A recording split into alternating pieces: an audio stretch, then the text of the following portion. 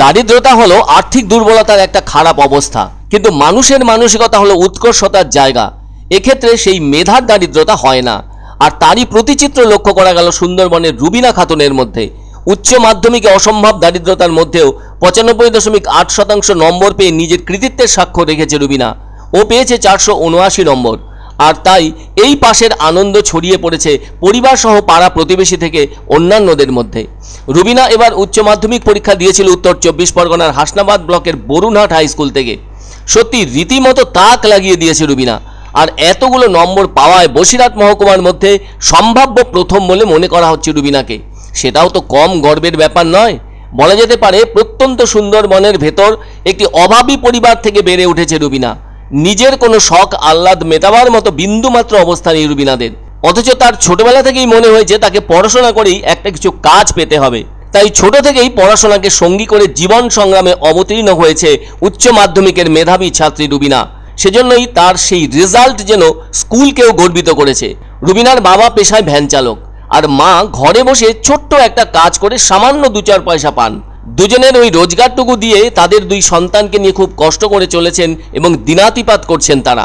বাবার নাম রব্বানী সর্দার এবং মায়ের নাম শাকিলা বিবি। তবে তার বাবা ও মা জানিয়েছেন মেয়েকে ছোট থেকেই পড়াশোনা করার কথা বলতে হয়নি কোনোদিন। ও ওর নিজের মতো করে পড়াশোনা করেছে। আর পড়াশোনা যে ফাঁকি দেয়নি মেয়ে, সেটা তো রেজাল্টেই ধরা পড়েছে। তবে ওকে আরো ভালো পড়াশোনার সুযোগ করে দিতে পারলে এই রেজাল্ট যথেষ্ট ভালো হতো, কিন্তু আমরা তা পারিনি বলে জানান রুবিনার মা ও বাবা।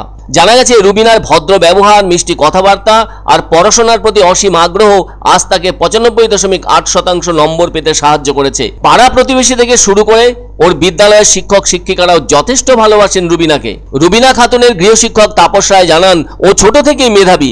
আর্থিক অবস্থা ওদের খুব একটা ভালো নয়। একটা কথা বলতেই হয়, এত ভালো মেয়ে রুবিনা, তাই ওর পাশে থেকে সবসময় সহযোগিতা করে যাব পড়াশোনার ব্যাপারে। কেননা তিনিও চান রুবিনা আরো পড়াশোনা করে নিজের পায়ে দাঁড়াক।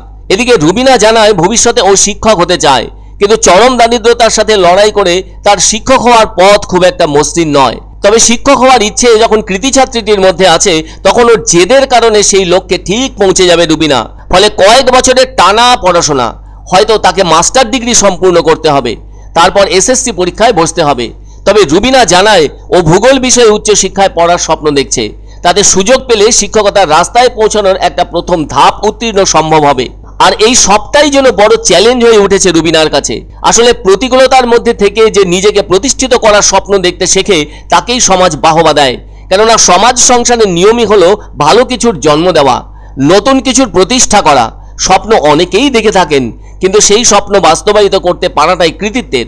আর মানুষই তা পারে বলেই সমাজ সংসারের প্রেক্ষাপট অদ্ভুতভাবে বদলে যায় একটা পরিশীলিত ভাবনার কারণে। আর ভালো স্বপ্নই কাউকে আলোর দিশা দেখায়, তার লক্ষ্যকে শক্তিতে রূপান্তরিত করে।